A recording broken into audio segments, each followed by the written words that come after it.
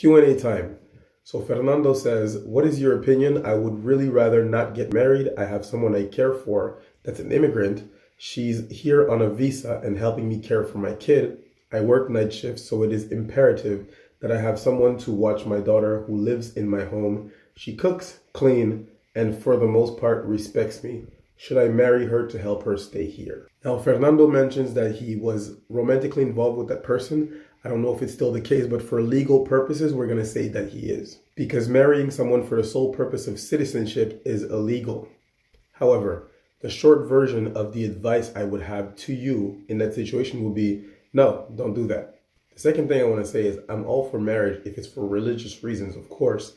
But when you involve the state in your marriage, we're talking about a completely different ballgame. The awful yet simple truth is that most marriages fail. They end in divorce. And divorce courts are well known to destroy lives. Whatever reason you may have to want her to stay in the country, I'm sure you can find alternative solutions if she doesn't. The other thing I want to mention is that if you're on my page, you've probably been in a relationship with a narcissist in the past, which means that you probably will again. Now, I'm not calling your friend a narcissist. I don't know her, so I can't say.